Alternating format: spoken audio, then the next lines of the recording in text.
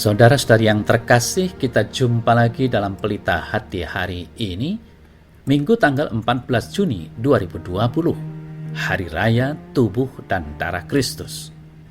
Bersama saya Romo Thomas Suratno SC dari Paroki Cilandak, Jakarta Selatan, mendengar dan merenungkan sabda Tuhan, yakni firman Tuhan yang tersurat di dalam Injil Yohanes bab atau pasal 6 ayat 51 sampai dengan ayat 58.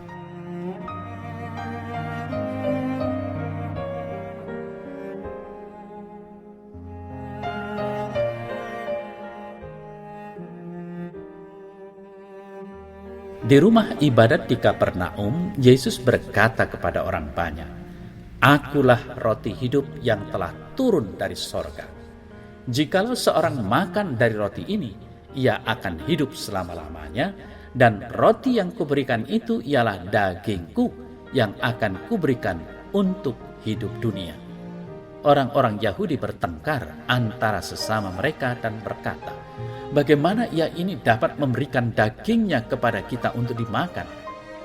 Maka kata Yesus kepada mereka, "Aku berkata kepadamu, sesungguhnya jikalau kamu tidak makan daging anak manusia dan minum darahnya, kamu tidak mempunyai hidup di dalam dirimu. Barang siapa makan dagingku dan minum darahku, ia mempunyai hidup yang kekal, dan aku akan membangkitkan dia pada akhir zaman. Sebab dagingku adalah benar-benar makanan, dan darahku adalah benar-benar minuman. Barang siapa makan dagingku dan minum darahku, ia tinggal di dalam aku dan aku di dalam dia. Sama seperti Bapa yang hidup mengutus aku dan aku hidup oleh Bapa. Demikian juga barang siapa yang memakan aku akan hidup oleh aku. Inilah roti yang telah turun dari sorga.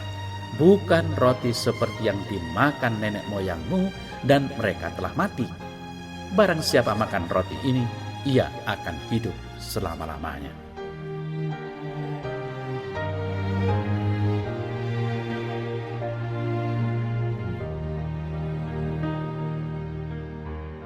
Saudara-saudari yang terkasih, hari Minggu ini kita bersama-sama merayakan Hari Raya Tubuh dan Darah Kristus.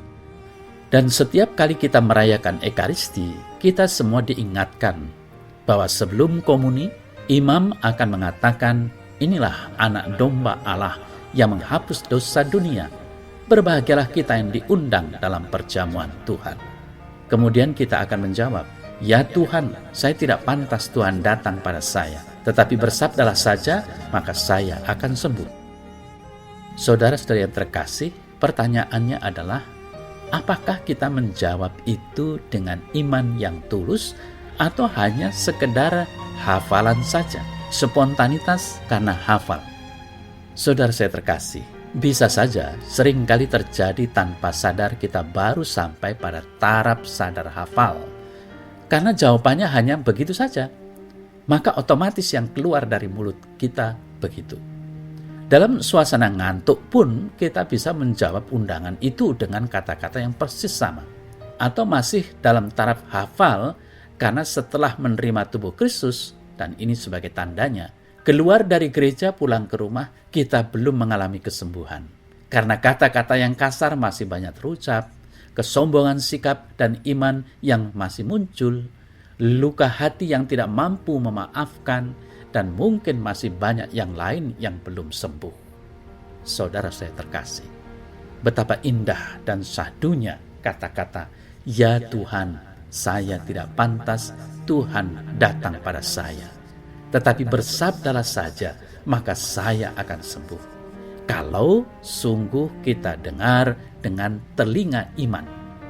Bukankah ini menampakkan rasa percaya yang mendalam, iman yang sederhana tapi sungguh mengena? Kristus mengorbankan diri di kayu salib, saudara-saudara terkasih. Kini begitu dekat dengan kita, bahkan kita mampu menyentuhnya, merasakannya, dan memasukkannya dalam diri kita. Kita bisa bertanya diri, apakah tubuh kita seluruhnya sudah dikhamirkan dengan tubuh Kristus, menyatu secara sakramental? Saudara saya terkasih, sadar tidak sadar, ketika kita menerima tubuh Kristus, tubuh kita dikuduskan. maka sudah selayaknya kita memakai tubuh kita, artinya seluruh diri kita, sebagai persembahan yang hidup, kudus, dan berkenan pada Allah. Yesus dengan jelas menegaskan, barang siapa makan dagingku dan minum darahku, ia mempunyai hidup yang kekal, dan aku akan membangkitkan dia pada akhir zaman. Sebab dagingku adalah benar-benar makanan, dan darahku adalah benar-benar minuman. Barang siapa makan dagingku dan minum darahku, ia tinggal di dalam aku dan aku di dalam dia.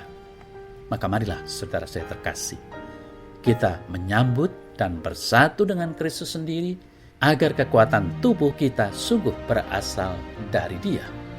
Dan juga marilah kita memohon kesembuhan diri dari berbagai macam kesakitan rohani yang kita miliki, agar kita mampu menjadi manusia Kristiani yang sejati.